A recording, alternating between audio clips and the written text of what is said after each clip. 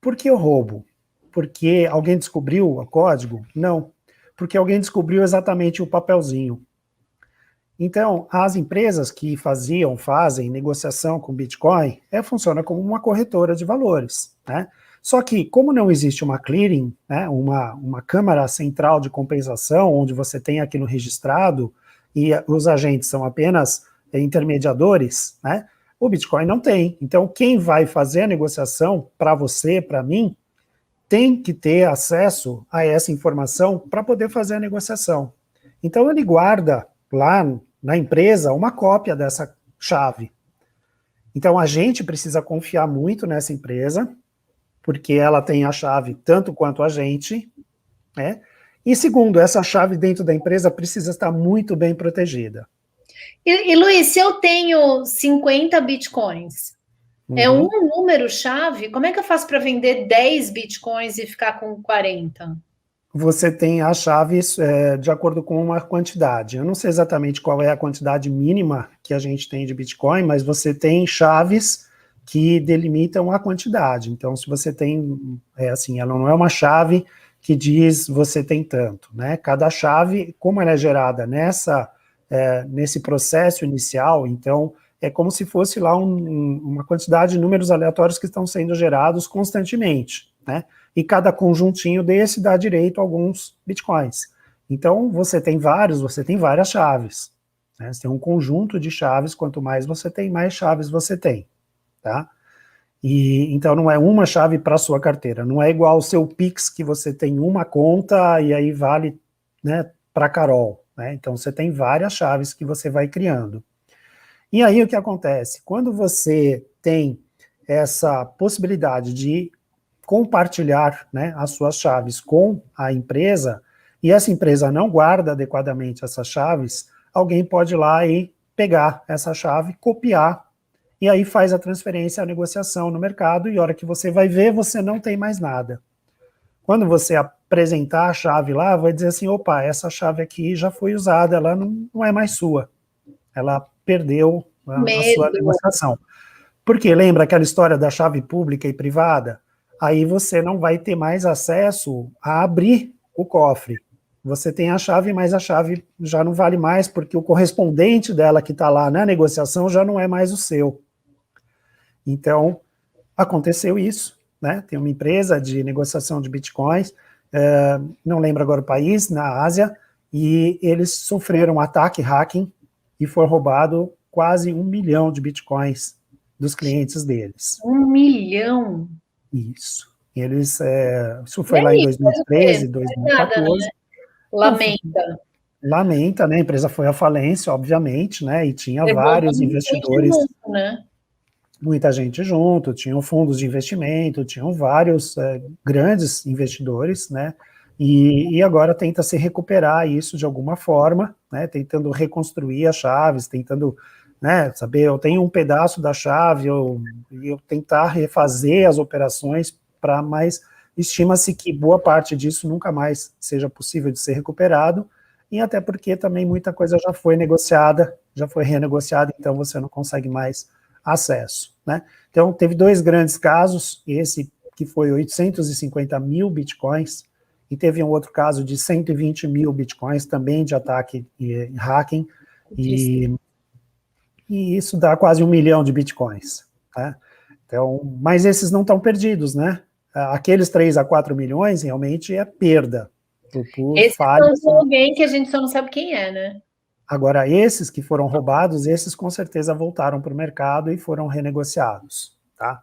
Então, isso é o que acontece um pouco no mercado, tá? Bem, a chave pública, né, só a chave privada, aliás, do Bitcoin, ela é um numerão grande, né? Ela tem 256 bits, né? Lembra quando a gente falou lá da criptografia? Até mostrei uma tabelinha de uma chave pequena, quanto tempo a gente levava para quebrar a chave, né, que ia lá de alguns minutos, se a chave fosse crescendo a 256 bits, já levava lá 10 a 36 anos para a gente conseguir quebrar. Claro que você pode multiplicar esse poder computacional, colocar várias máquinas em paralelo para rodar, você diminui muito esse tempo, mas ainda assim é um tempo muito longo, né, é um mecanismo bastante seguro, e tão seguro, né, que as pessoas que perderam não conseguem mais acesso à informação, tá?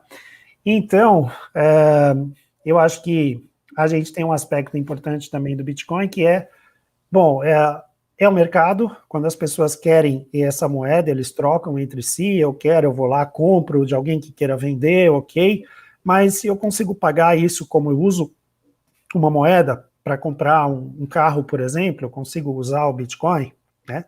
Então a pergunta é, ele serve para alguma coisa na vida real, além de trocar como uma moeda especulativa, né? Então já existem muitas empresas que estão aceitando o Bitcoin, né? Eu acho que o caso mais famoso aí foi no início deste ano, a Tesla declarou lá, por meio do seu presidente, o Elon Musk, de que iria aceitar, então, compra de veículos de outros produtos da Tesla em Bitcoins, e isso fez o mercado aquecer muito, fez o mercado de Bitcoin subir tremendamente. O Elon Musk falou, a galera segue, né? E ele tem havido várias declarações dele, né? As declarações são tweets e coisas assim, não é nada muito oficial, não, né? Mas lá no tweet, falou alguma coisa, já altera o resultado lá da cotação da moeda. E mais recentemente ele declarou que não ia mais aceitar, porque tem um impacto energético muito grande nessa mineração de bitcoins. Aí se você puder colocar outra imagem que eu mandei para você, ela tem então uma pessoinha ali num monte de armários, né? Esses armários são computadores que estão dedicados à mineração de Bitcoin. Então você, Aqui, coloquei né? essa que tem, exatamente, tem a figura da pessoa ali, né, para dar a ideia da dimensão disso, né? Então tem fazendas de mineração como essa, né, espalhadas por todos os países do mundo e que consomem enormes cargas de energia e então tem um impacto ambiental associado a essa mineração, né?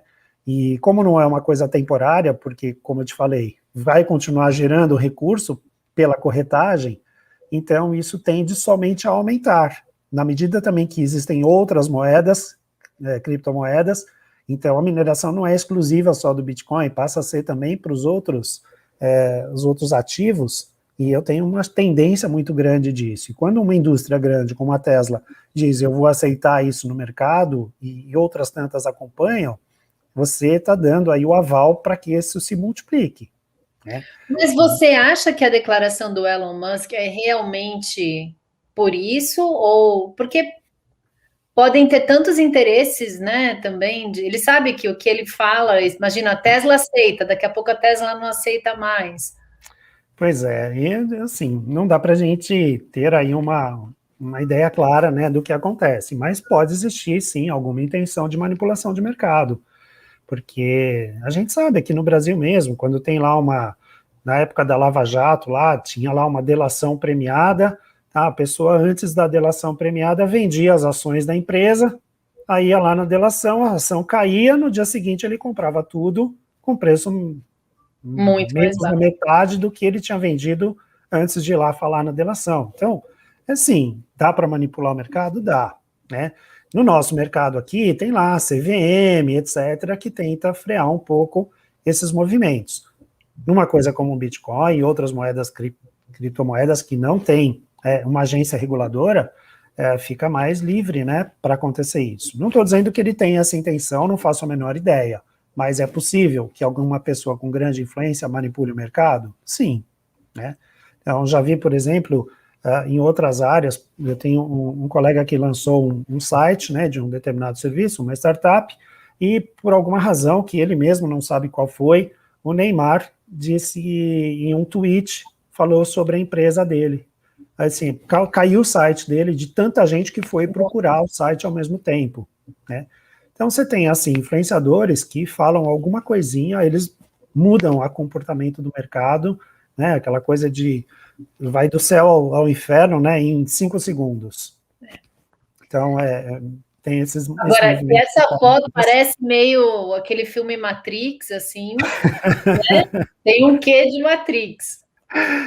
Isso tem muitos dessas fazendas por aí, né? Como eu te falei, não é só o Bitcoin, a gente tem muitas moedas virtuais existindo, então tem o Ethereum, que é uma moeda forte também, mas tem o Binance, tem o Cardano, tem o Litecoin, tem várias moedas por aí, já são mais de centenas de moedas, né, das fortes que existem por aí, e não é só a Tesla, né, a Amazon aceita Bitcoins, a Dell Computadores aceita Bitcoin, eu acho que só nos Estados Unidos, mas em breve deve aceitar em outros lugares também.